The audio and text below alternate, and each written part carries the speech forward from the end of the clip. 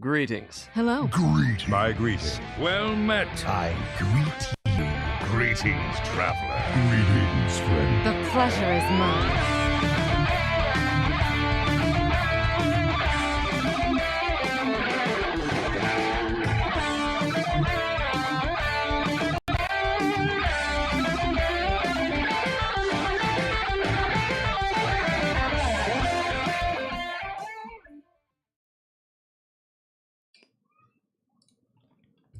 Hello and welcome to episode 175 of Concede, a Hearthstone podcast dedicated to making the competitive side of the game more accessible to you. Joining you from Gadgetan, New York, it is me, Ridiculous Hat, from Karazhan, California. We have Botticus. I'm back. And joining us from the Mails from Louisiana, it's Appa. Botticus is back. Yay. Yay. And you might notice Wednesdays are back. Botticus is back. Yay. Hat's back. It's our normal time. It's our normal day with our normal people. Nothing unusual about this show. Just I missed fantastic. you guys last week. Aw, that's nice. We missed you It too. was a good episode, though. It was a really good episode. Really appreciate Edelweiss coming in and stepping in. It was good to listen to an episode for the first, fully listen through an episode that I wasn't a part of again for the first time in a while. So, yeah. Did you like it? It was really good. But you guys also kind of pandered to me a little. Well, Appa pandered to me a lot with all the Mana Worm references, so I was very happy. And I also actually laughed at one of Hat's puns.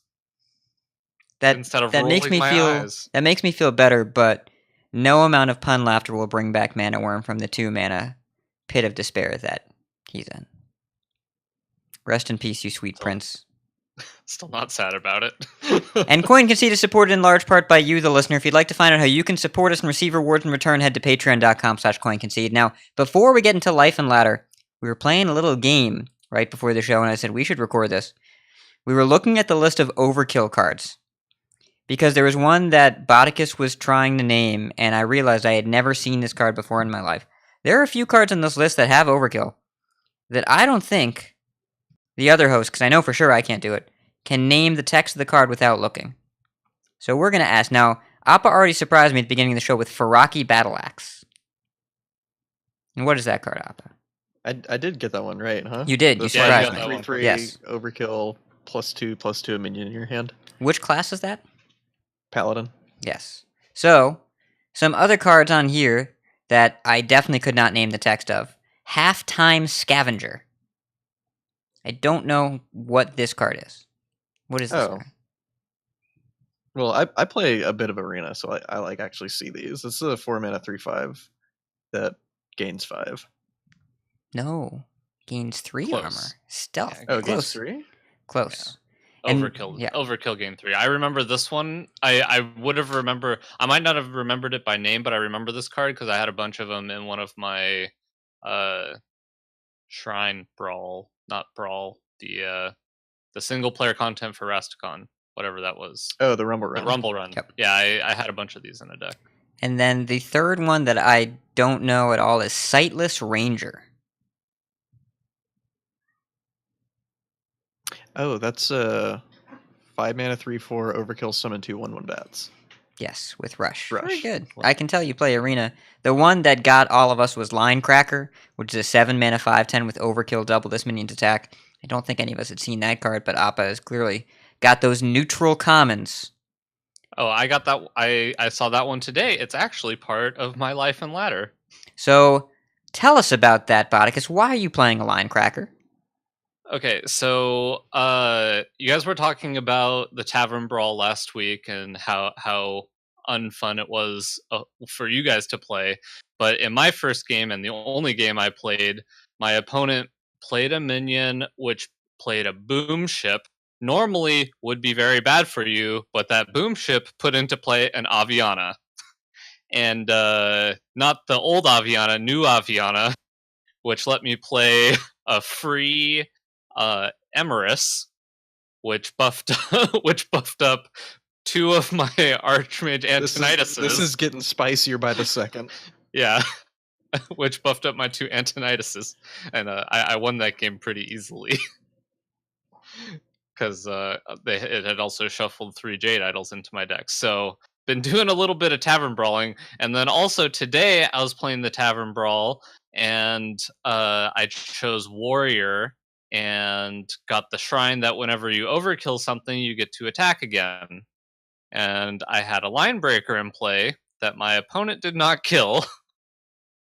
So then the turn after, when I started attacking with it, I also got to put a death speaker on it, and they had a full board. So I killed all of their minions and hit them in the face for 640. That's a lot. What? Yeah, It's like you got to build your own gonk combo. it was so much fun. That's absurd. I was super upset because I kept trying to take a screenshot of it with my phone, and instead of taking a screenshot, it kept exiting the app. And I tried like 3 times, and Do you I have was one of those pressing. phones where you can like take a screenshot by like just wiping your hand across the screen? I have an iPhone, so Oh, I don't know if they thought do that. I'm pretty sure I think to they take do. a screenshot, you press the home button and the side button at the same time, but it was just exiting the app. So I was doing something wrong, but either way, I got to tell the story, hit him in the face for 640, and overkilled him for 610, by the way, but I didn't get to see if its attack doubled again. I'm sure it did. It's when you play it next game. Was it at 10-10? Like, does the overkill carry over? Yeah, I think No. that your joy in that Tavern Brawl balanced for the lack of it in our interactions with it. So, Yeah. thank you for bringing But, some balance to the force. Yeah, and then in terms of ladder, been trying to find my spot on a standard ladder, trying to find my fun, because I haven't really found a deck that I've connected with and I'm doing well with, so I'm trying a bit of everything, including my own version of Botticus. And the only game I played with it, I won the game. It took probably 40 or so turns, but it was against a rogue that shuffled a bunch of stuff. Well, I destroyed their deck with a Rin that I got off of a weaponized pinata, and then they shuffled they shuffled the 4/4s into the deck that make a bunch of 4/4s. Well, how do I not remember this? Faldore card? Strider? I played Faldore someone. Strider? Yeah, so they double Faldore Strider because they had Valera going. So they got all their spiders right away. I somehow survived that, and then they shuffled a bunch more cards in with academic espionage. So then including some of those cards, was Archbishop Benedictus, which I ended up stealing from them, and then eventually rezzed the Rin again and destroyed their deck again, and ended up winning that way. That game was absolutely nuts. I'll have to post a screenshot of it. Your And then, time is up. Where can I install the version of Hearthstone that you play? Like, I want the Hearthstone client that has these games in it, where you're hitting people for 640 and then rinning them twice. I want that Hearthstone. I suggest playing less Tinker's Sharp Sword Oil. Okay, you don't tell me what to do. That's not you don't take that away from me. Listen, I'm not saying that's less fun. I'm just saying it's different fun. Yeah. And absolutely last thing I want to say is I was trying some Spiteful Druid today. So I took this first list that I found on HS Replay, and I don't know why it's playing all these random one of cards. It's playing like a one of Crypt Lord and a one of Spellbreaker, one of Cobalt Scalebane, one Druid of the Claw. So I cut a bunch of the one ofs to add a second Spellbreaker. And then it's playing one Nerubian Unraveler, which I really like because it locks out the Mechathune decks. But it's also playing a Mojo Master Zihi, and I think I just want to make the Mojo Master Zihi a second Nerubian Unraveler because there's so many situations where I want to curve my 6 into my Spiteful Summoner, and if I play Zihi, then I can't continue to curve out, or it prevents me from eventually getting to the UI, which a lot of the times you want to play it. So that's just something I've kind of been tinkering around with. I really wanted the second Spellbreaker because that stupid taunt priest deck that I refuse to play is all over ladder, and I need to get through them taunts.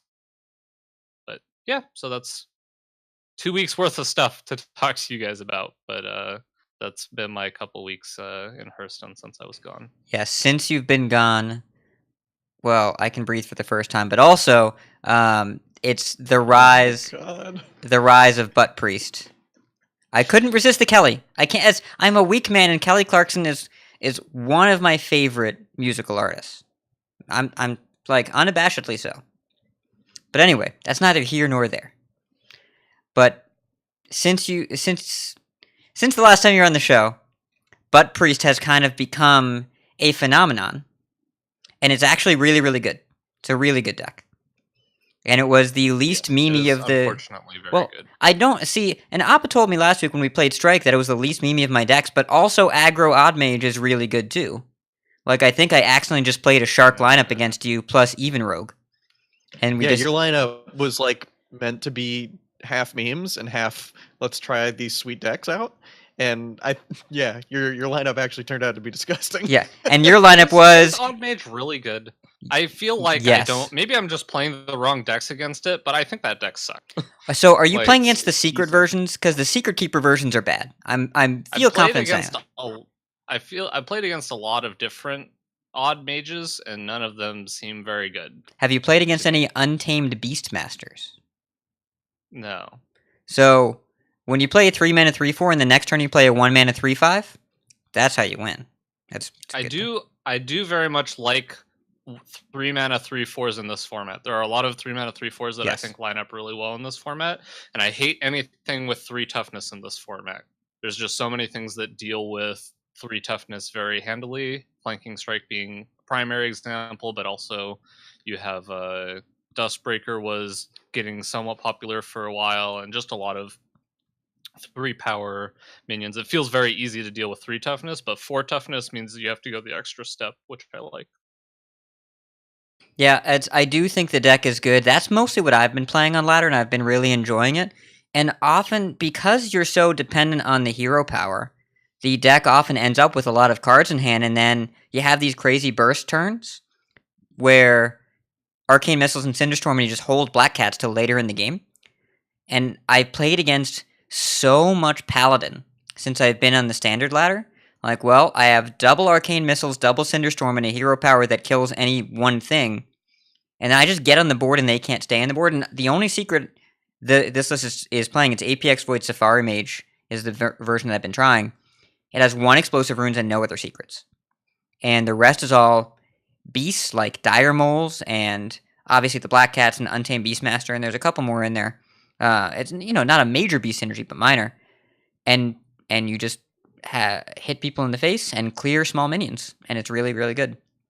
It's able to keep pressure on pretty consistently, so I've been very happy with it so far, but also there are a lot of iterations of Odd Mage that are coming out. Orange took kind of a hybrid of the control Odd Mage and the aggro Odd Mage, and like, let me be in the middle. Oh, and APX Voids List has a Stranglethorn Tiger, and let me tell you, that is a card. It's like Fireball, but also a tiger. It's like Tiger Ball. And sometimes it's a 7/7. Yeah. Yeah. It's good. It's less It's like Tiger Ball. it's less cutesy cards and more I hope my Spider Tank sometimes buffs a card. Like, but even if it's just Spider Tank, even if Untamed Beastmaster is a 3-mana 3/4, that's fine. Card is good enough. And then every so often you buff a Dire Mole the next turn or the turn after, and you're like, wow, this is amazing. So I've been very happy with it so far. And in Wild, I've had Appa Walk built, but I have not gotten the chance to play it yet, but I really, really want to play Appa Walk. It's sweet. I haven't been playing a lot of standard because I've been testing and theory crafting and stressing about wild open decks, and deck lists were due yesterday, and I got mine submitted, and I'm bringing what Hat has dubbed Appa Walk, which is Jade Shaman with Shudderwalk in it, and bringing Reno Dragon Priest, which I took to Legend this month and last month, and I'm bringing Even Warlock. So that's what I've been doing. So I haven't gotten to play a lot of standard, really. I really want to try out the Taunt Priest, but there's not like really a reason for me to play standard right now instead of wild. So try not to like kind of like waste time before the tournament because I still do want to practice my decks and stuff on ladder. So I hit legend and wild yesterday. I think I'm like 108 right now in legend, which is like not super high because there aren't that many people in wild legend right now. But yeah, I've just been in legend testing my decks, so that's been ladder for me. Life update though, I finally got my handicap parking tag. I went to the DMV in the afternoon yesterday, and yeah, it actually didn't take very long. It only took about an hour, and then it was super easy. So complete opposite of my last experience. We got there. The universe was like, there were enough shenanigans. We can let this one slide. Botticus hitting people for 640. Appa can have his permit. It's okay. That's how that works, right? Yeah, it's fine. Well, I think it is time for us to get into the news. Smaller news week, and unfortunately a sad news week, but one we should probably talk about.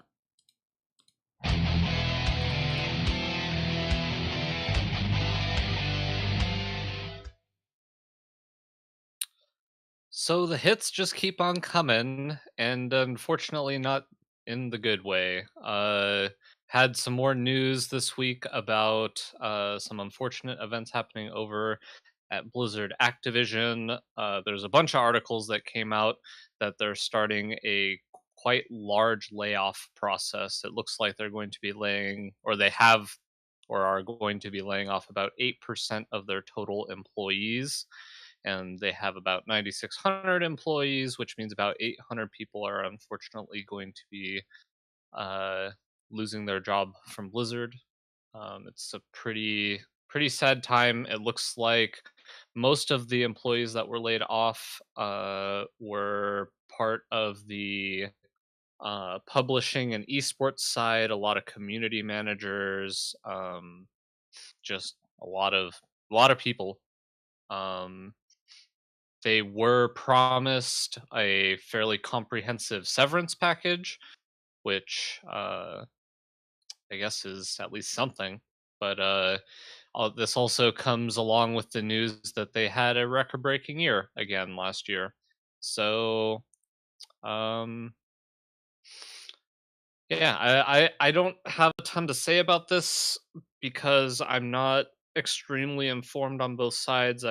My Twitter feed has been kind of inundated with stories and people upset, people pissed off, people reaching out to see what they can do to help, just different gaming industries trying kind of jumping in and letting people know that they're hiring at other places if they're looking for a place to go. But it's kind of just another thing that's been happening with Blizzard just in general that is kind of a downer and not the pick me up that we're all kind of hoping and waiting for to see.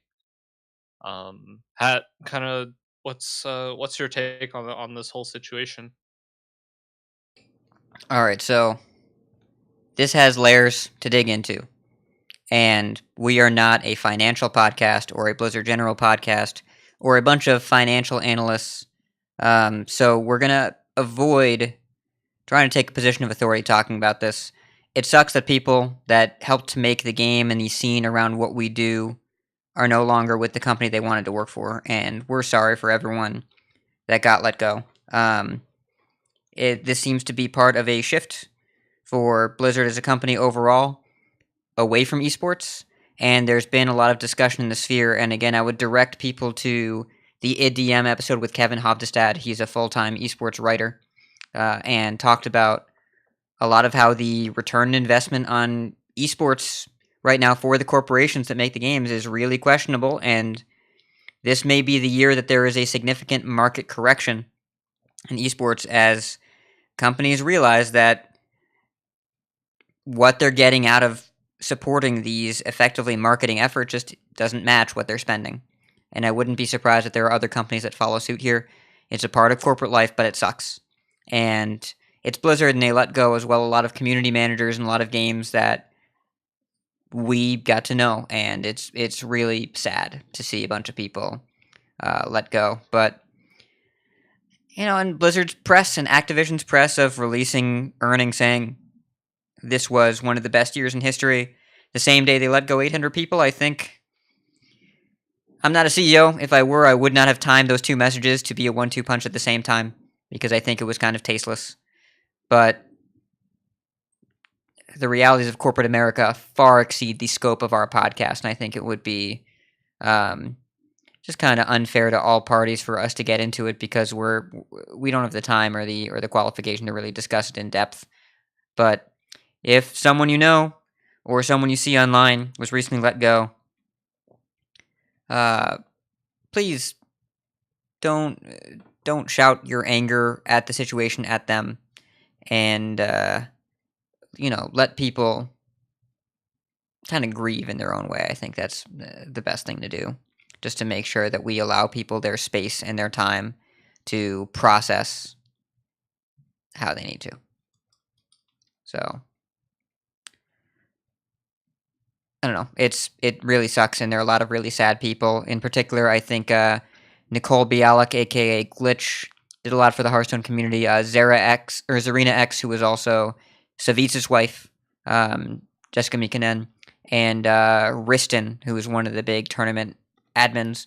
Specifically, we wanted to recognize these folks for the contributions they've made towards Hearthstone esports, but there's no one that deserved to lose their job yesterday, and it sucks that so many people did. So we hope all of our Blizzard friends bounce back and take care of themselves in the meantime.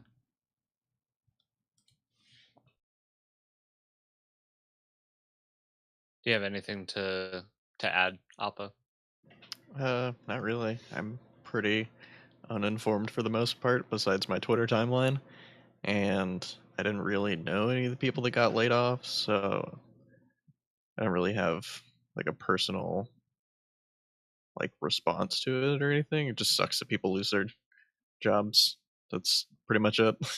Just sucks. Yeah, I mean, there's so much we could go into, but as Hat said, it's probably best to not try to take a a firm stance when none of us are really, financial experts or know.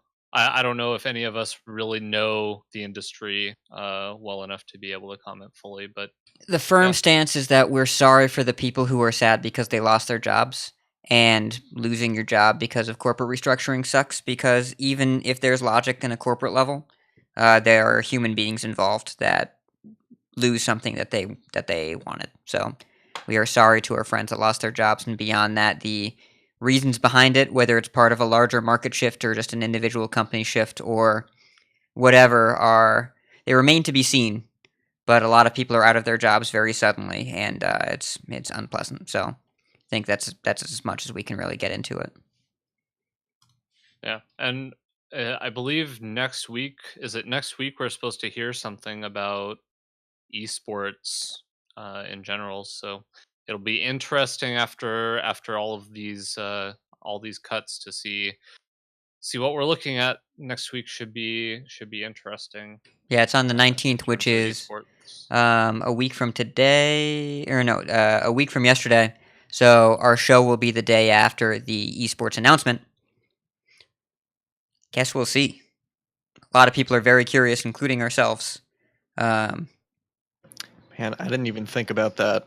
Now I just have added anxiety because Yeah. I have the tournament this weekend, surgery on my knee Monday, and then this the day after. Well, buddy, So we'll it's have a just lot to 3 talk about on Wednesday. anxiety-inducing events in a row. Yeah. Next week's show is gonna be good. This week's show is going to be good though, because we're going to talk about the Tavern Brawl now. That's the other kind of interesting thing that they have going on starting this week. They have a new Tavern Brawl series called the Season of Rastakhan. So for the next 3 weeks, whenever you go into the Tavern Brawl, you're going to choose a class. You choose one of the runners, and you will be given basically a pre-made deck and a shrine from the Rumble Run, and you play against another person with a shrine and a deck. And each week you get one of the different shrines. So this week, every time you choose warrior, you're always going to get the shrine that overkill. You get to attack again. Next week will be a different one, and the following week will be different. It's kind of a cool thing.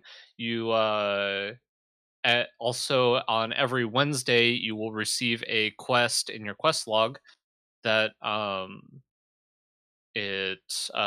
after you participate in 3 Tavern Brawls, you do not have to win them. You just have to play in 3 Tavern Brawls. You will get a Rastakhan's Rumble Pack that does not include the classic pack you get from winning a Tavern Brawl for the week. So I really enjoyed the Tavern Brawl. I did all 3 of them today, but once I realized that you get the same shrine every time, I just conceded my 3rd game and still got credit for the quest. So if you're really not into Tavern Brawls and don't really want to do this, you can just queue up and concede right away to finish this quest quickly. I don't know if that'll remain consistent, but just for those of you who are looking to get this quest out of your quest log, that's a fairly quick way to do it. Did either of you get a chance to try this out today? Yeah, I played one game. I queued up as Zentimo, obviously. And the Shaman Shrine is your spells cost 2 less. And then I queued up into a Warlock, and their shrine is busted. It is your spells cost health instead of mana. Oh, and that one. I did not win that one. They played the 5 mana 4/4 whenever your hero takes damage on your turn, gain +2/+2, and then just played spells and just killed me. I was like, oh, okay, that's fair. That is the best questing adventure I've ever heard of. It's a questing adventure that makes your spells free. I think it was a 16/16 when it hit me for the final time. Yeah, it was a disaster. So I lost that one. Did get credit for one of the 3 games I needed to play, but I still need to get the win for the classic pack and then do 2 more games. Probably won't be picking Zentimo again because Zentimo in a world of Warlock Shrines seems underpowered. Yeah, the person I hit for 640 may or may not have been a Zentimo. Poor Zentimo.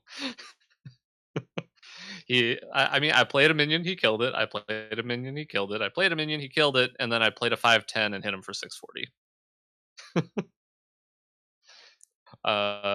So yeah, pretty light news week this week.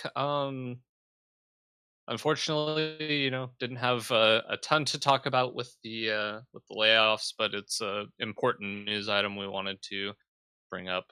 So I guess we could just get into the tournaments. It's the grand tournament!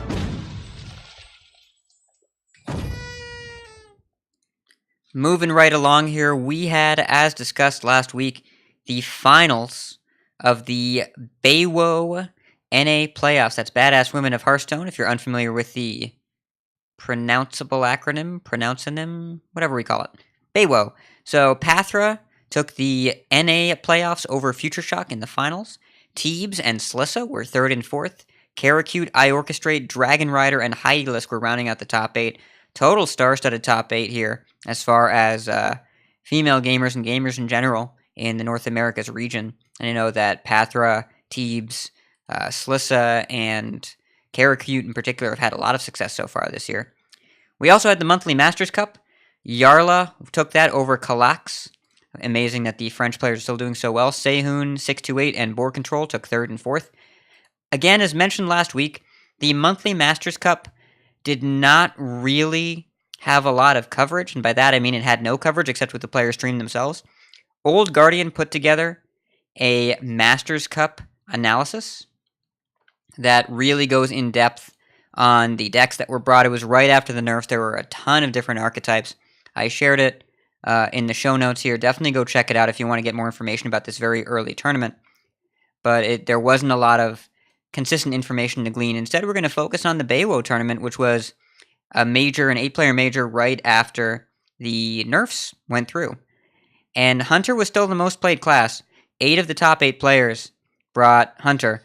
The vast majority brought Cube Hunter, more than half of these players. We only had one Spell Hunter, a couple of mid-range, but everybody else brought Cube Hunter, and it did very well in the top 8. Paladin was also very popular, but people are going back to Odd Paladin. 5 of the 6 Paladins in the top 8 were Odd. And the last was a double OTK. So, not really as much variety here. But as we've seen from Ladder now, even Paladin's starting to get more refined, get a little better again. And Secret Paladin is actually a pretty solid ladder deck that's worth looking into. But none in this tournament is just Odd and 1 double OTK. For Priest, half Xerix, half not Xerix. There were 2 Dragon Controls and only 1 Butt Priest. But the rise of Butt Priest is coming, and I believe it is currently the best performing Priest archetype, which makes me happy for obvious reasons. I like big butts and I cannot lie. There were 4 warriors. Guess what? They all hit tank up on turn 2, because they're all odd warriors. Warlock, there were a few of those. They were all over the place, and even a cube, a Mechathune. There were 2 Malyghost druids, 1 quest rogue, 1 odd rogue, and 1 odd secret mage. The winning lineup of this tournament, Pathra was playing Cube Hunter, Odd Paladin, Xerix Priest, and Mechathune Warlock. Over the second place, FutureShock, Malyghost Druid, Midrange Hunter, Odd Secret Mage, and Odd Paladin. So, a more aggressive lineup for sure from FutureShock, except for that Malyghost Druid was kind of out of nowhere and did really well against Odd Paladins throughout the entire tournament. But Pathra was playing kind of go-to decks, and then Mechathune Warlock, which I think does not count as a go-to deck. She was the only one that brought it.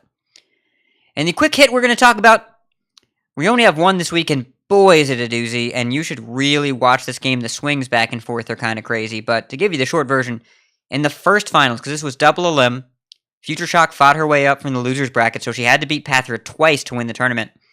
And in the first final, spoiler, she does beat her the first time. Pathra's Death Rattle Hunter against FutureShock's Odd Paladin. The Death Rattle Hunter is obviously not favored in that matchup, but Pathra had Keleseth on 2 and a 4-8 Grizzly on 5. It makes it look pretty close. But neither of those minions survive, turn 5. 4-8 Grizzly, don't care. Punch it and kill your wolf too. And she gets Vine Cleaver on turn 7, right on time. But Pathra sticks a Houndmaster Shaw, somehow. And then a Frostwolf Warlord comes down as a 10-10. But Houndmaster Shaw, top deck a Gluttonous Ooze, trade with something, cube it, trade the cube, get 2 3/3s, trade in, clear it off. Shaw gets taken care of. Second Witchwood Grizzly gets taken care of. But at this point, with all the trading and all the Vine Cleaving, and with that Gluttonous Ooze eating the first Vine Cleaver and the second Vine Cleaver having to do the work, FutureShock's down to 9. And Pathra's a hunter, empty-handed, but just keeps clicking that button. FutureShock draws Leroy, but her life total is down to 7, and Pathra is at 28. It's going to take some time to punch through. So Baku and friends hit Pathra down to 16. The 2 different clocks keep swinging against each other. And against a board full of 1/1s and a 7/4 Baku, Deathstalker Rexar off the top. Hero Power, Rexar, Hero Power. FutureShock's down to 5. And the first pull off Rexar, Bloatbat with Echo and Rush. So, the Vine Cleaver, the second Vine Cleaver swings. But Pathra top decks Undasta against a board of a 7/2 and 4 1/1s. Trade in my Undasta. Pop a bat. Bat pops your board. I have an 8/7, you have nothing, you're at 5. FutureShock has to play Stonehill Defender. She gets Righteous Protector off of it. Slows the game down one more turn. Punches in with her 1/1s and Vine Cleaver one more time. And Leroy is lethal next turn for the Odd Paladin. It's a crazy swing back and forth. I had no idea who was going to win the game. It was really enjoyable to watch. And thanks to Wicked Good for recommending that I watch that game. 100% worth watching. If you have a second game you want to watch, check out the second finals of Pathra's Odd Paladin versus FutureShock's Malyghost Druid. That was a cool game too. Definitely worth looking. And coming soon, well, the 2019 Wild Open and the HCT Winter Champs are coming on the 23rd and 28th. And the Coin Concede listener Totally Not a League is progressing. Appa and I played Strike last week on stream. It was fun. Even Shaman, not so fun. Feels real bad. but the format is really enjoyable, and it is ongoing, and we intend to keep it going. I heard Hat beat you, Appa. How could you let this happen? I am currently. I have no wins versus my co-hosts in listener Totally Not League games. I've been getting crushed. Can't win. I'm considering coming out of not league listener retirement just so I have the opportunity to play and beat Hat, so he can stop bringing up the one time. I think I just need to stop playing Shaman against y'all. I think that's the the key factor here. I mean, just play it. Just play it a week sad. earlier. Just play it before the nerfs. Oh man. Yeah. They killed the Shaman was like never even close to like the best second standard. Like whenever Shaman was like Shutterwalk was just good, they were like, all right, that one's a little too good. Okay. Let's get rid You of say that. never even close to the best second standard. Do you remember a Spirit Claws or a Tusker? No, I mean like recently. Oh, Yeah, okay. recent. Yes. Before Very the nerf. recently. Remember when Shaman's only good basic and classic cards were Hex when it was 3 mana and Flame Tongue when it was 2 mana? Well, and Hex is still good at 4. And it's still playable. Flame Tongue is probably It still was- playable would've at been 3, better just at not 3. in Even Shaman. Actually, Hex would be worse now because now you need it for even Shaman, so we can kill all the stupid wall priests. Die, wall priests, die. We're calling it Butt Priest. Botticus. That's what we're doing. Okay. It's a butt priest. It's Mashog Enforcer. That minion is butt personified. That is all that minion is. It's just a pile of butt with a bubble. It's a butt bubble. Good time to be playing Sap When is not? Tell me when it is not. when Odd Paladin is the best deck. Well, you play Fan into Sap on the Corridor Creeper. Fan first. Don't fan second. Fan first so you can draw the sap. Yeah. Great Also, plays. shout Sap out to first so that you can play the Sap and then play an Edwin on turn. you're speaking my language. I mean, Edwin. I actually think, though, Appa is not the hugest fan of Edwin in host matches. I mean, I like Edwin when I'm playing him. When Botticus is playing him, I very strongly dislike him. Yes, that's You're reasonable. not wrong. And that's all we have for the tournament section this week, so we're going to cruise right on through to Decksplanations, where, well, we'll tell you when we get there.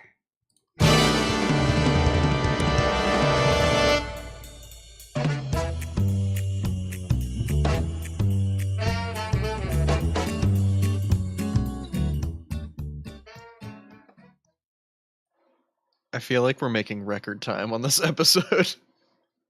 Yeah, I mean, we're not an hour and a half in and gonna have to rush through Decksplanations, which will be nice.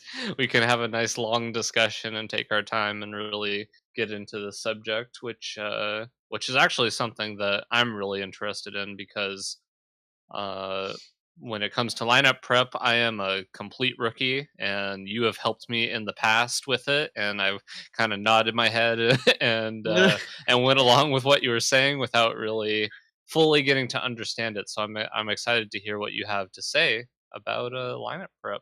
Yeah, I haven't built a lineup in a while. Well, that's not true. I haven't built a lineup for myself in a while since early last year. But people come to me for lineup help for some reason. I guess somebody told them that I knew how to build lineups. I don't know. Probably because you're good at it and you do well in tournaments. That's a pretty good reason to go to you for lineup help. I feel like I always just play nonsense though, and just like get people. I mean, it's nonsense, but it all has a purpose behind it, right? Like Yeah.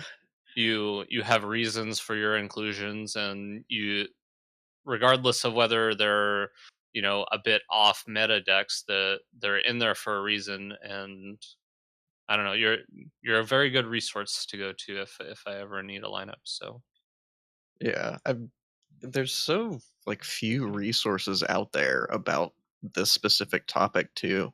Like unless you pretty much get coaching from somebody, There's not like articles or like videos that you can like go watch. So I had to teach myself basically when I started playing, because I came from Magic where it was just single deck, and then the most complicated thing you did was like figure out your sideboarding strategy and stuff like that. So coming to Hearthstone where there is no sideboarding and there's lineups and then different formats, it was very weird to wade through, and it took me a little bit to like get decent at it. Well, And I and don't think I'm the best. this is a What? recurring topic for us on the show, with the reason that it's the most asked question we get by far. Of how do I build a lineup? How do I know which format I'm building for? Open deck list, closed deck list, open classes, LHS, Conquest, Strike. It's easily the question we get the most often, and there's not really much out there in terms of when you do this, this is what should happen. It's all anecdotal and verbal history from players that win, and they have a minute long interview on the HCT stage. How did you pick your decks? And there's not really a ton of concrete information out there other than these little tidbits from people that already have it mostly figured out. So we definitely want to get into it as much as we can. Yeah. Yeah, I think I'm in a decent spot right now. Like I've developed my own like method for how I build a lineup and stuff, and I've talked to some other people about it, and like they don't fully agree with how I do it, but I mean, I don't know. It's gotten me results before, so it feels like it has some like backing behind it. But I think the first thing that I do whenever I'm going into any tournament, for the meta that I'm like going to be playing the tournament in, like for this instance it's Wild, for the Wild Open, is I want to get an idea of like what the best decks are, like the best 3 or 4 decks. And I think in Wild, I'm going to be using just the Wild Open as an example because that's what I just built my lineup for. In Wild right now, there's 2 like really clear best decks for ladder at least, and also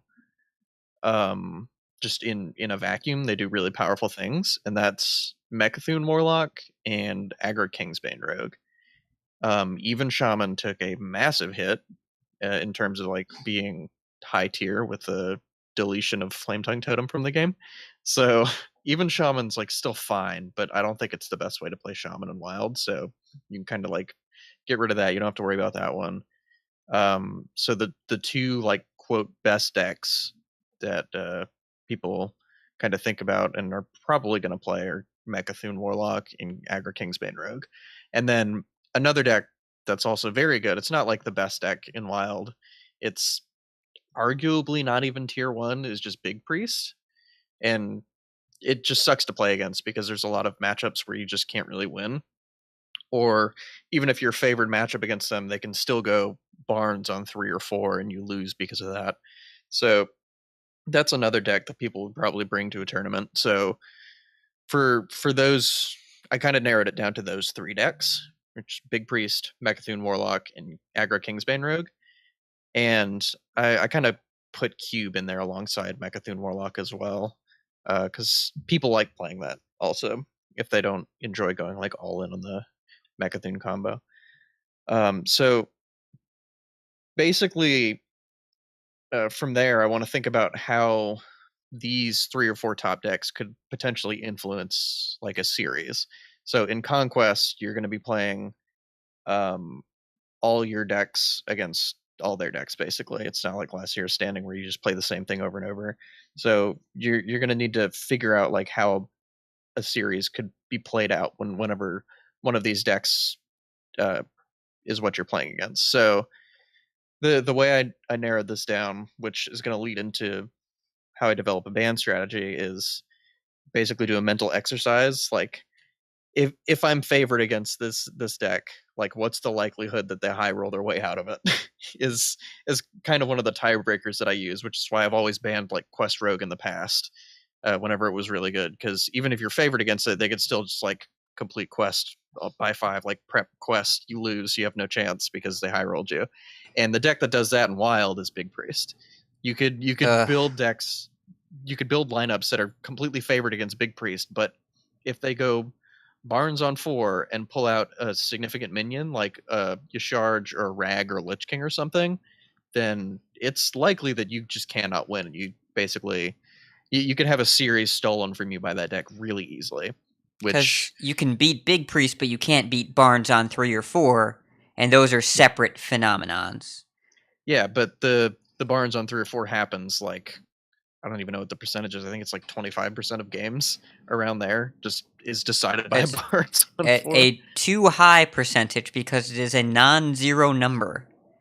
Yeah. Yeah. So I basically get an idea of what the 3 or 4 best decks are, and then figure out which one high rolls the best, and that's usually my bans, like what I'm gonna be trying to ban out. And in this case, it was really easy to do that because the other best decks that were left are Aggro Kingsbane and Mechathune Warlock, which are both fairly easy to tech against because Galaka Crawler is good against one of them, and Dirty Rat's awesome against the other one. Because Mechathune Warlock, people have started to streamline and slim down the list a lot to be entirely combo focused. In the past, they played like Gul'dan and N'Zoth as well, but they've started like cutting the N'Zoth from the lists and just playing Mal'Ganis to bring back with Gul'dan. So they're really all in on just having a Gul'dan for a tempo turn, and then relying on Mechathune after that against the slow decks. So in those kind of games that frequently happen, Dirty Rat is a really, really good card to have. And then against Kingsbane Rogue, like if you have an Ooze and a Galaka Crawler, you're pretty heavily favored to win that game. So those two decks can be teched against pretty easily with not a lot of like deck space requirement. They don't take up a lot of slots in your list. So that helps me figure out what decks I can target easily, which is what decks do I want to actively try and play against, or actively hope people bring, and then ban into matchups where I'm guaranteed to face that. So like if they bring a Kingsbane Rogue and then 2 other decks, like I'm never banning the Kingsbane Rogue if I'm looking to target it, which I am in this case.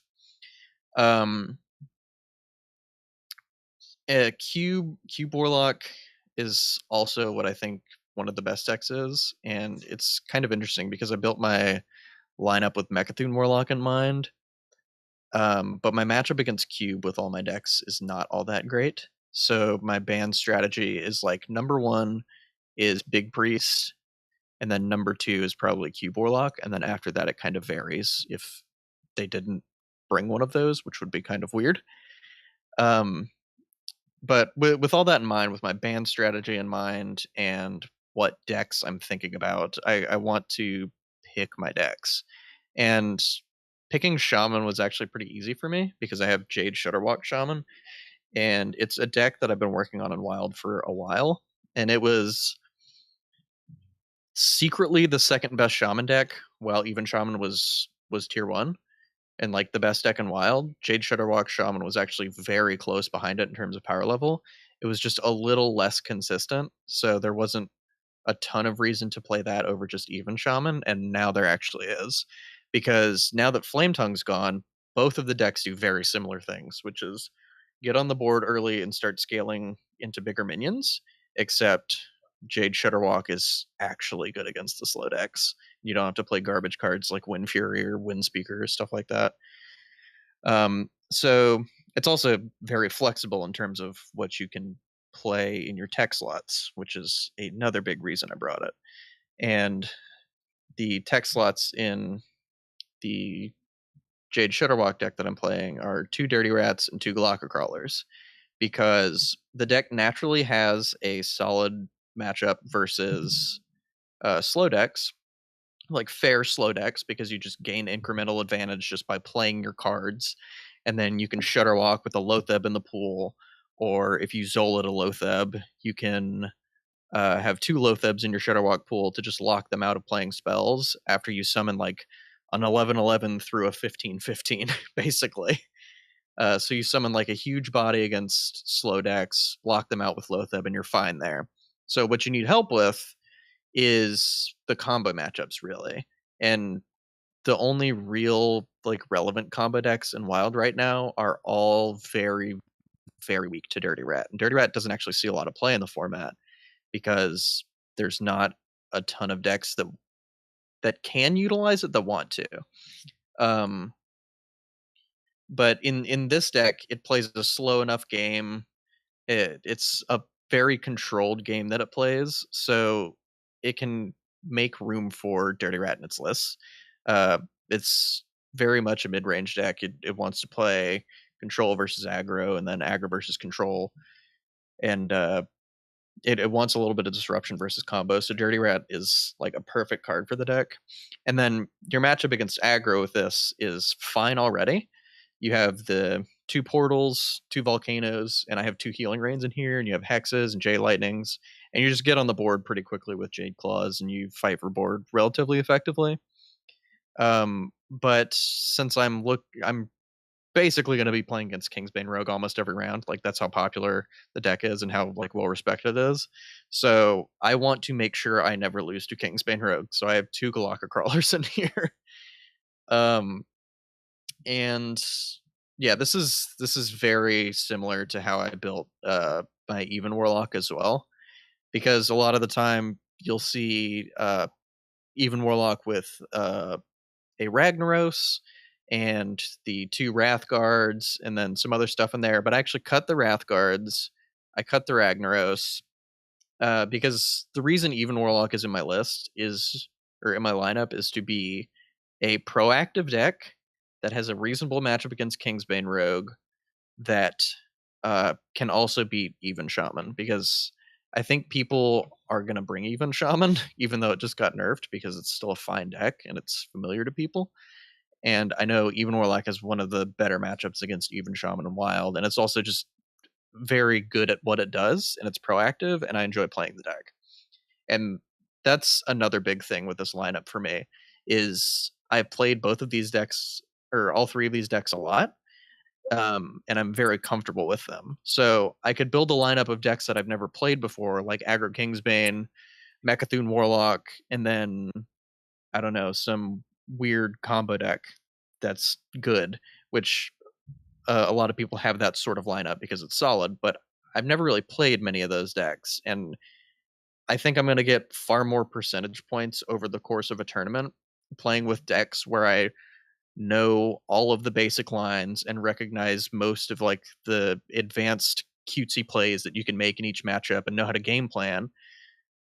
So that's the strategy that I went with, is maybe not take the decks that people think are the absolute best, because there's not a lot of data in Wild right now to back everything up. Everything's kind of inbred amongst itself, and the format's kind of weird.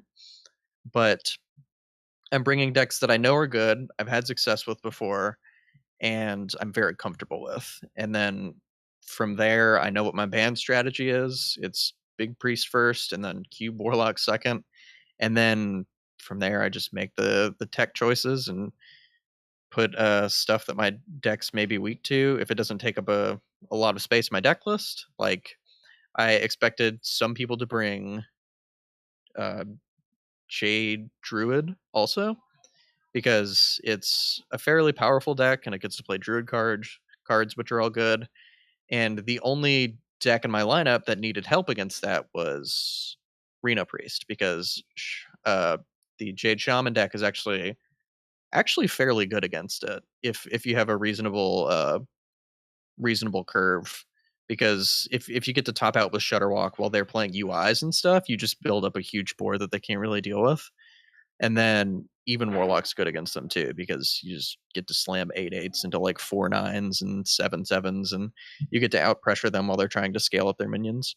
So with that in mind, I needed to basically make my Reno Priest like not weak to Jade Druid, and all I did there was I took out I forget what card I took out, but I just put in a Skulkengeist, because that card by itself makes that matchup go from unwinnable to pretty good.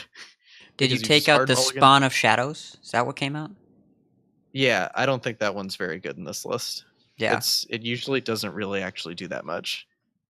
Because I was wondering about that card, and I know that it can close the door a little bit more quickly. But with the way that you designed the lineup in this deck, you're not really expecting to run into decks where you're in a race condition.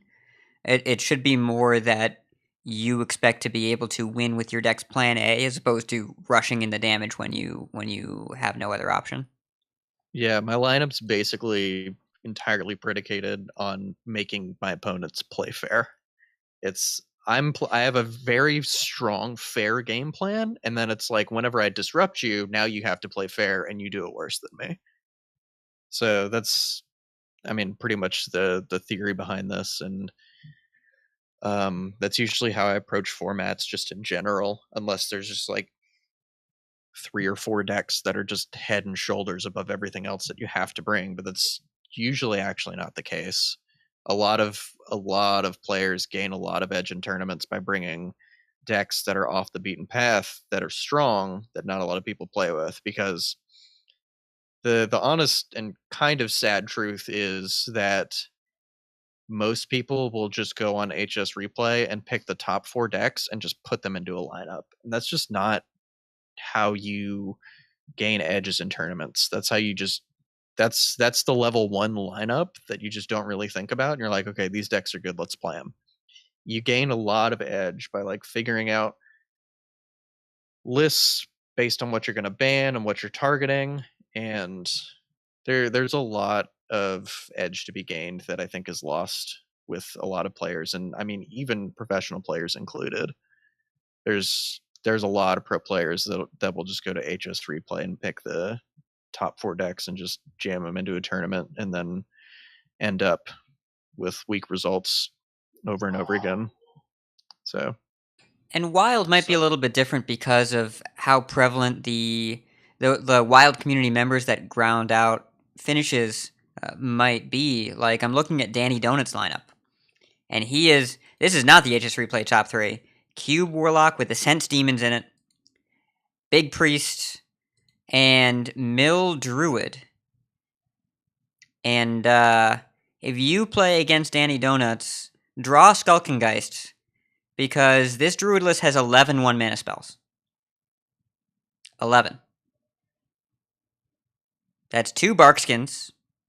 Yes, yeah, Barkskins. that deck's also pretty good. It gets through its deck really, really fast and is able to Yes. kill from 30 pretty consistently. So I mean, Geist is just good against Druid in general. Yep. So I'm happy to play against any variation of Druid with these decks. Oh man, this deck is actually pure evil though. There's 2 Cold Lights, 2 Naturalizes, 2 Innervates, Emperor Thorson, Gadgetzan Auctioneer, and Togwaggle. This deck is evil personified. So I had a bit more of a kind of wide angle question, I guess, with the lineup prep stuff. Do you prefer to start with kind of a small group of decks that you're very familiar with, and then see how those fit into a lineup and maybe grow it from there and see what fits with those decks that you're very familiar with? Or do you like to cast kind of a wider net of a lot of decks that you're familiar with, including the ones you're good at, and kind of start to narrow it down? Or does it kind of depend on the format? Does it depend on your familiarity with the format? Like, what do you prefer to kind of, I guess, grow the lineup or trim away at the edges of your lineup? I think it depends. So Wild's a little different because there are so few like actual numbers out there for statistics of like what's actually good. So a lot of it is just honestly like basic Vicious Syndicate stats from pre-nerf, and then like some HS Replay data, and then hearsay. So for me, for Wild, I'm just going with the decks that I know are good for me personally and I'm very comfortable with. So it was different for this one because I had like a pretty narrow view on like what I wanted to play already, and it just fit my strategy perfectly. But in other events, like if I just don't really know what to play, or if I know all the decks pretty well, then I'll start just like casting a really wide net and narrowing things down, as opposed to going in with like deck lists already in mind, which I did for this event. But in the past, I've definitely gone in with just like, okay, if every deck was at my disposal, what would be the best statistical lineup? And I usually do that for standard tournaments. But for this one, it was definitely more focused.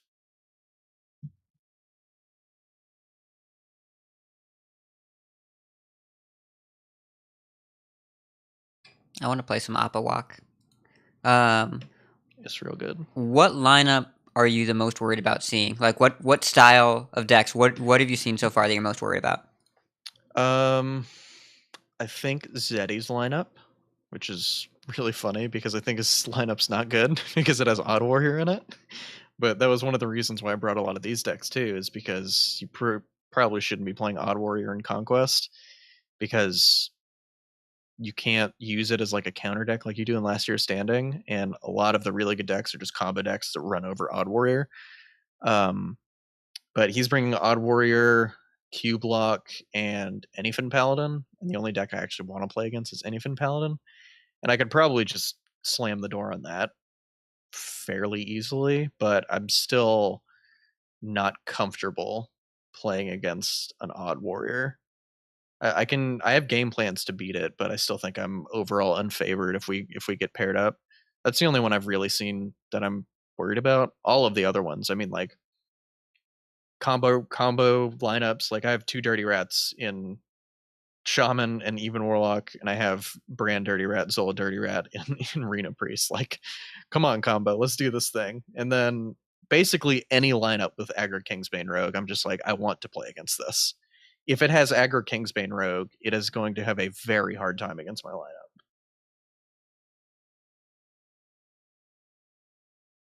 Yeah, I mean, it sounds like you've targeted pretty precisely. How does this lineup do against Big Priest? Oh, it's can't win. Well, Yeah, it's his ban strategy, right? That's His right. number 1 ban is banning Big Priest. Yeah. So, I mean, if there is no Big Priest, then Cube Warlock. Appa Walk can win, but you need to get fairly lucky with them having a slow start, and then you need to Zentimo Hex their stuff. If you don't have Zentimo Hex, it's not very winnable. So, if they don't have Mechathune Warlock and they don't have Big Priest, what are you thinking about banning? I guess you just generally go towards the most, like, not even combo-y, but inevitability deck. Yeah, basically at that point, it's probably the slowest, like, greediest control deck that I don't really want to play against. If they have efficient answers for, like, if they have efficient removal, like efficient wide board clears. So, like, basically any priest deck I'm banning just first. Because like a Rasa Priest or Reno Lock, probably. Raza Priest is a little different, but the one I'm thinking about, which is actually kind of popular in many people's lists, is the Mind Blast Control Priest, because it has really efficient removal for the Giants and Even Warlock, as well as just all of my Jades with like Light Bomb, Psychic Scream, and then it's just gets on the board and just retains board and pressures so effectively versus my Reno Dragon Priest that I just need to ban that as well. So like Priest in general, like Big Priest and Control Priest are my number 1 ban. Then Cube Warlock, and then after that, it really just depends. It's probably just the grindiest control deck, unless it's like Reno Mage, then I don't really care because that deck's not very good. Reno Mage has been the deck for literal years when it was standard and wild. I just didn't get why we were playing it other than Ice Block and Reno. And I get it, those are good cards, but why?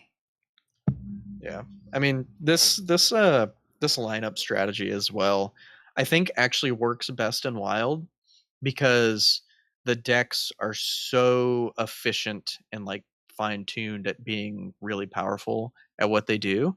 Like, because the aggro Kingsbane deck is so refined, I can target it efficiently, which is kind of weird because you'd think like the better a deck is, the harder it is to target. And while Aggro Kingsbane does have really busted starts that are difficult to beat, the vast majority of the games are going to have a lot of interaction in them. And because the deck is so fine-tuned and so similar across like everybody's list, basically, you can really target it like efficiently. Like Galaka Crawler is like one of the best tech cards ever printed. And the fact that they play so many pirates actually makes it a really easy deck to target. As well as same thing to be said with like Mechathune Warlock. I mean, if you can get past if you have a game plan to get past the Gul'dan efficiently, and they're not playing N'Zoth, then that matchup becomes really easy because you just deal with the Gul'dan and then you save your Dirty Rats, and then you end up doing multiple Dirty Rats in a turn for the Mechathune, and that one's fairly easy to beat as well. So that's why I think targeting is really efficient here.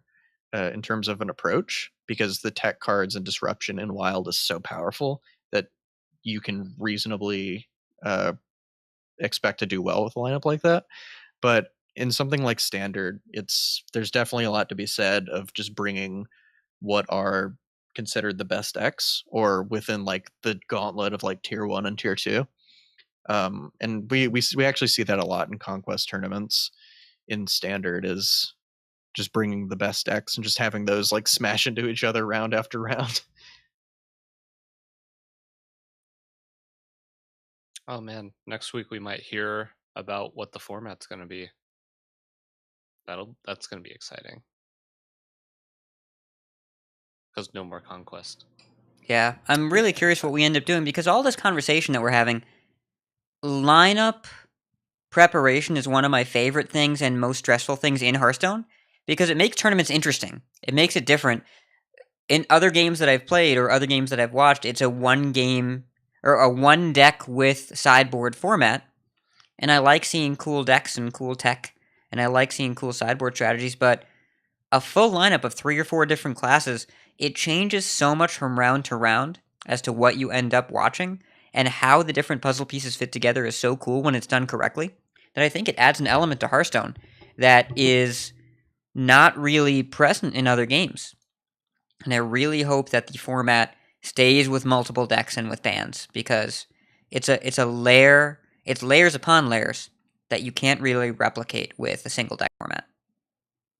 Yeah, I wouldn't mind seeing a single deck format tournament here and there, but really I think the big thing that Hearthstone offers is the fact of multi-class, just bringing a lot of different decks, seeing a lot of different matchups, figuring out how they play out. Especially nowadays, just even though when we looked at the tournament section, there's obviously a clear divide on popular decks and less popular decks, but that doesn't mean you don't see the less popular decks pop up here and there, and you get little treats every once in a while when it comes to the tournament format. Yeah, I mean, I think one of my favorite tournaments, we're going back a ways, in DreamHack Austin, that Chalky one, and it's a few years back, but this guy... That was my first in-person tournament. And this guy, who is known for aggro, said, this format's going to be so slow, I'm putting Justicar, which upgrades the hero power, back when you could do that on turn 6, not on turn 0. He said, I'm going to Justicar in my Paladin and my Priest, in a mid-range Paladin deck that was just about making a bunch of 1/1s as a control strategy. And he completely sharked that tournament with a really, really grindy lineup, and also Zoo somehow. Because it was really funny because he like snuck into top 16 on the last round and then just crushed the top 16. Yeah. It looked like he was playing a different game than his opponents, and that's one of my favorite memories, looking back at someone just completely dominating a tournament. And I really enjoyed Bloodyface's run at the most recent HCT, where he was playing Quest Rogue as a mid-range deck, and just had a lineup that every single person said isn't going to make it, these decks aren't very good, and then he's like 2-0, 4-0. What's up? So I think there's a lot of really interesting viewer opportunity, but it's a little bit harder to follow with multi-deck formats. But I do hope the new format is multi-deck, because single deck, I don't mind for other games, but for Hearthstone, I think there's a lot of value.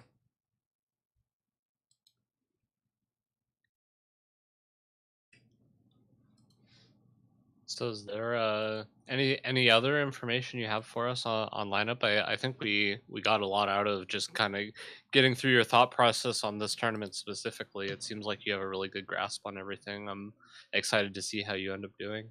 Oh, I don't know. I mean, my head is just filled with a bunch of random knowledge. I don't know like where to start. Like, I'll ask me questions. I don't know. That would help. I mean, that's the biggest thing I think with tournament lineup is having an immense knowledge of just the format in general. Like you have been playing Wild quite a bit over the last couple months, and just kind of in general over the last year or two, and having all of this knowledge of how the matchups play out really, I think, helps you inform how you build your lineups.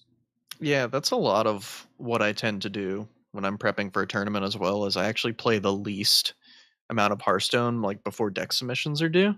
I don't play all that much. I spend a lot of it like poring over stats and figuring out like what are the best like statistical lineups, or watching like streams, or watching other people play, figuring out how deck lists are played efficiently, what the new tech in the format is. Like, I just spend a lot of time just researching, and then I'd say about 75% of my time is spent looking at resources, and then like 25% of it is like actually playing and testing the techs and stuff that I'm thinking about, or different decks, trying to get better with them, or whatever it is.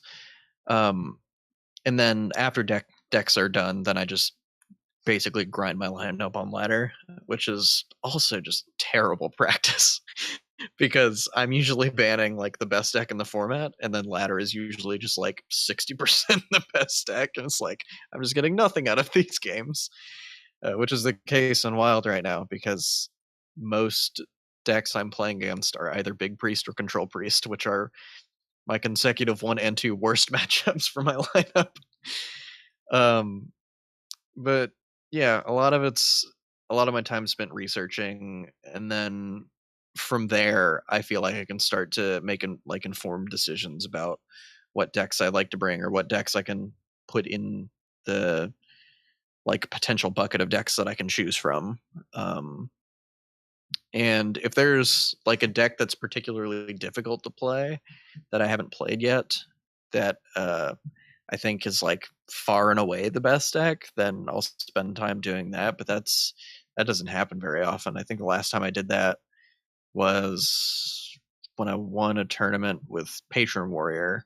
It was post War Song nerf, but it was still kind of difficult to play. But I spent a lot of time before that event practicing Patron Warrior and getting decent with that, and it paid off a lot. Um, but yeah, that's, I don't know. That's a lot of what I do before the tournament to make sure like I'm informed about what's going on, because I never like feeling like I don't know what's going on. That's when I start to like really have bad anxiety and like start to panic, because like I just hate being uninformed for the most part. I basically challenge myself whenever I'm doing like lineup prep or making a deck list, is to like challenge myself on literally every single card choice and have a reasoning for it. And in this event, it gets so bad that I think about 15 minutes before the tournament, I was still, or before the deck submission for the Wild Open, I was still debating on whether I wanted Scale Worm or Ziliax in my priest deck, because there's arguments for both. And that was the last slot that I wasn't sure about, and I was debating for like an hour leading up to the deck submission. Then I was like, you know what, Ziliax, ship it, send it out. It's not worrying about it anymore. I agree strongly with that choice. Well, Ziliax is Scale Worm really was good. better when Even Shaman was the best deck, because being able to have not just Shadow Word Death, but also Scale Worm to be able to kill Thing for Below on curve was really important in the matchup. But now that Even Shaman's not very good, I'm less worried about dealing with that because they don't have Flame Tongue Totem. And I'd rather have the Ziliax just really slam the door on like every other aggro deck. Yeah, Yeah. you know what Ziliax is also really good against? Odd Hunter, which was another thing I tried playing this week because Edelweiss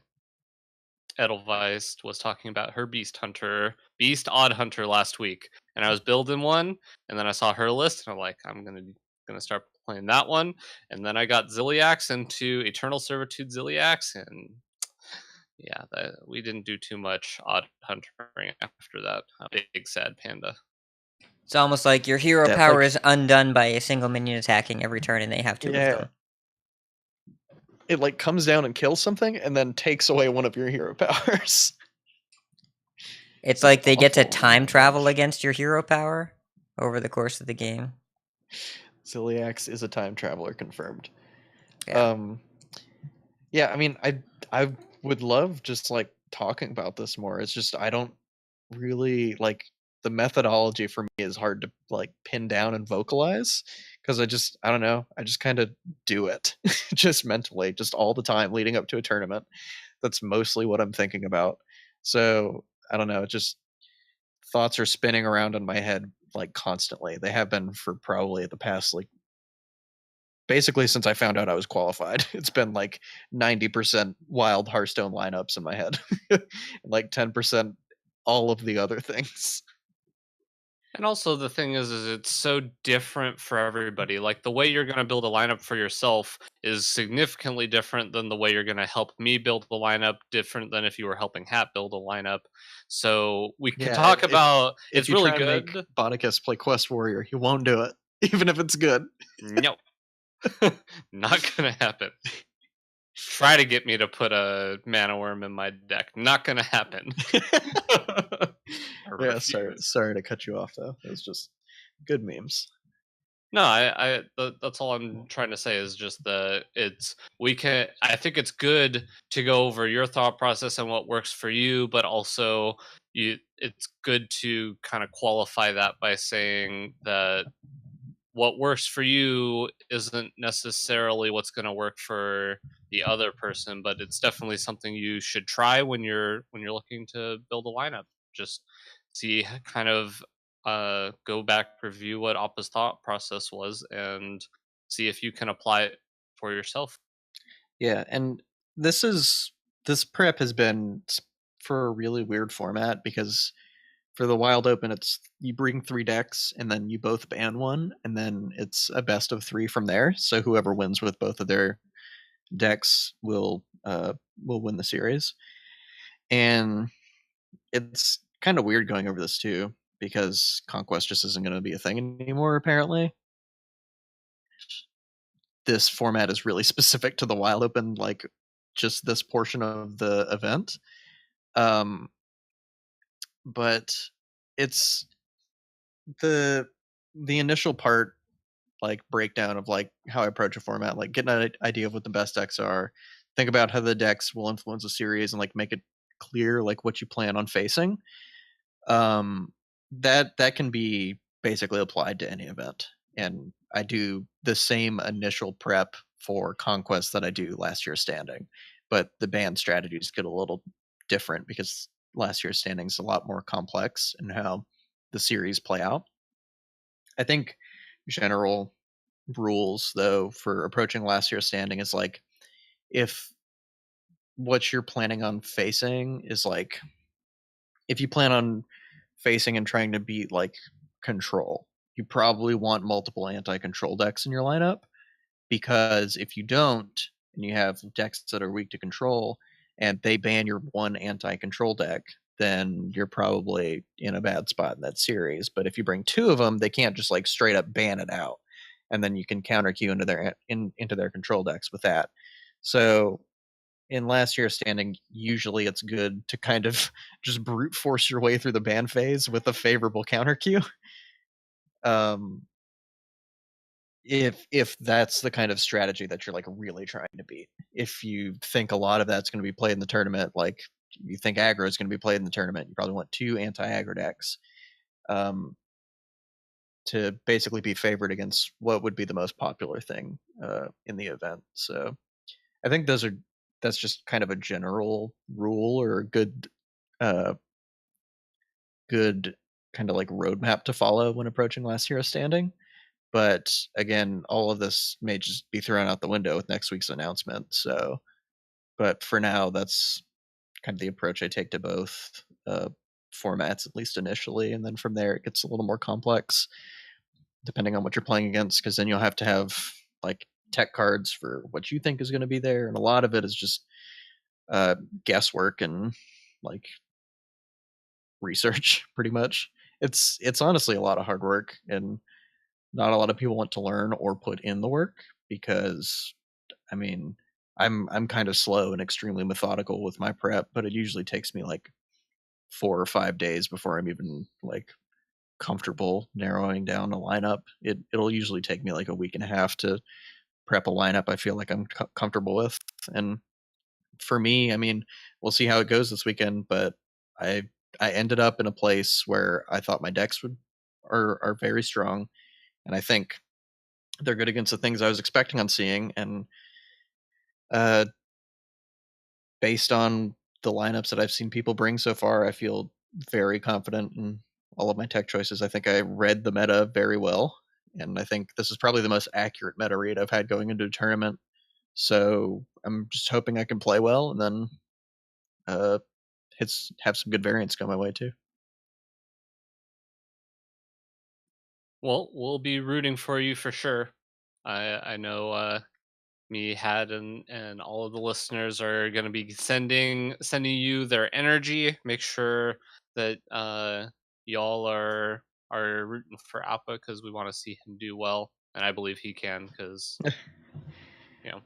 Appa works hard. Yeah, I'm gonna be posting results in the tournament chat along room in our Discord, and I'm gonna be posting on Twitter as well. I'll probably have like a thread where I post and then reply with my results and what went on every round. Um, yeah, I'm excited, nervous like I always am before events, but excited. I think I got good decks for the event. I know how to play them. Just gotta play tight. So this would be the section where Hat would play a bumper that said, "How long can this go on?" But Hat just sat back down. What did I miss? What did I miss? Do I have to edit all this out? Me, Not not very much. all of it, just me saying that you are about to play. How long can this go on? Much shorter than usual, I guess, but that's okay.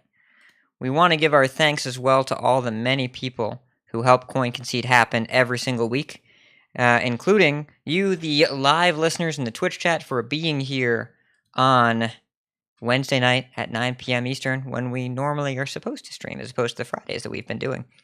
So, thank you so much for being here. We have many folks we'd like to thank. Check out our thanks section on the website at coinconcede.com. You can find our contact info, our show notes, and our Patreon information, including all of our patrons who help keep the show going. You can support our show at patreon.com/coinconcede or leave us an iTunes review. Been a little while since we've got one. It helps other people find the show and raises us in the ranking. So if you have the time and you haven't already, please leave us a review on the iTunes store. Join us every week live by following us on Twitch at twitch.tv/coinconcedepodcast.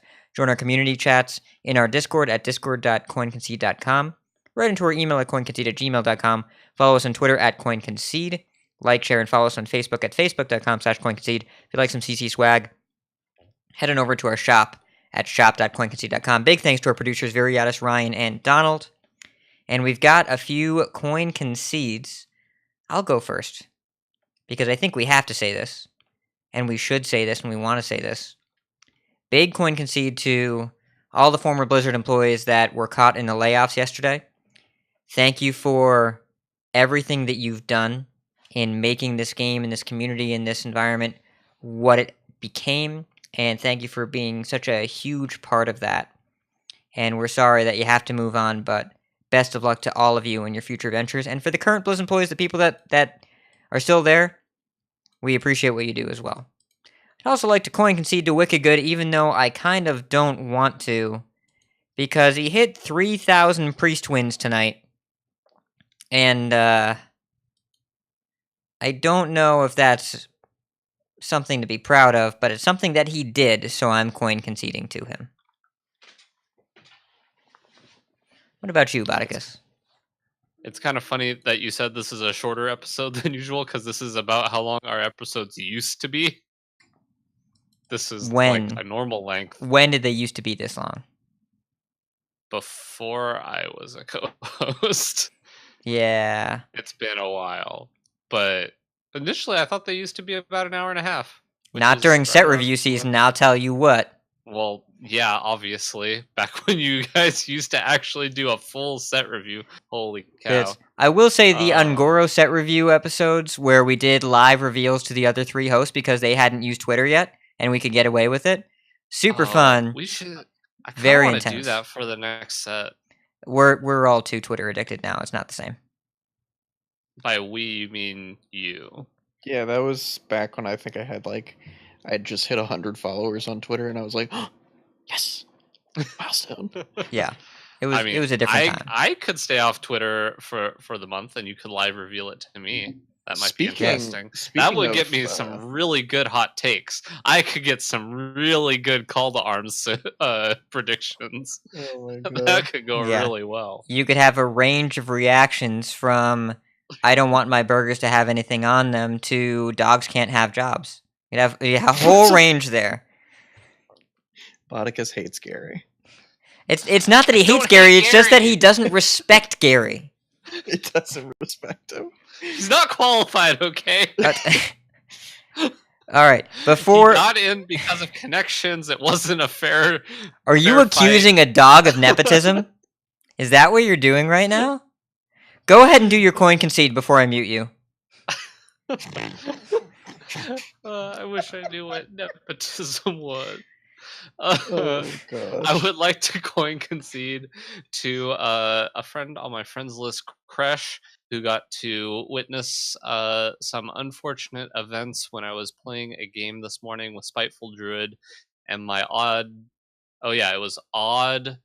mage opponent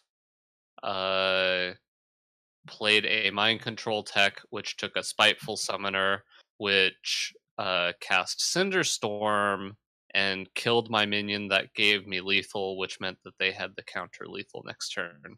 So thanks for hanging out and commiserating with me. Yeah, it was a time that was had. Man, I'm sure glad Mind Control is a card that's going to be part of Hearthstone forever. I really hope Just not. make it cost 5 mana. Make it cost 11. 12, so a Thor's Hand tick can't let me play it. I don't know.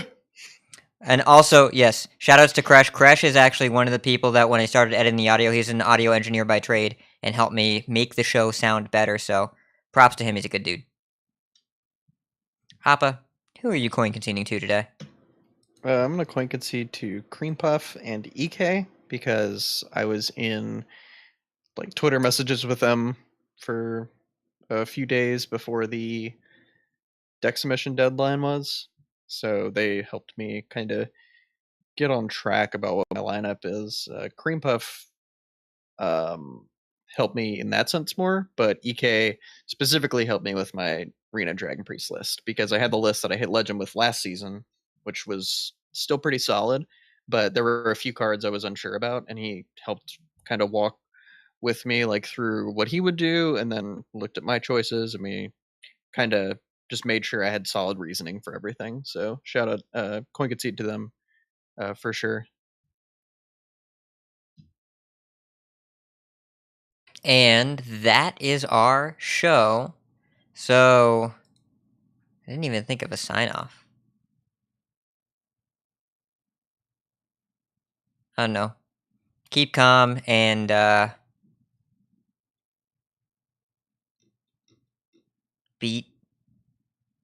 keep calm and ban Big Priest. And if you see us on the ladder, coin concede. Coin concede. Coin concede.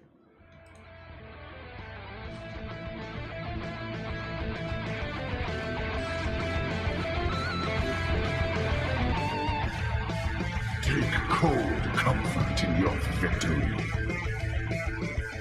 You win. I can rest now. You win. For now. Now, Your victory proves nothing. The day is yours. I choose death. You have triumphed. This time, this hunt is yours.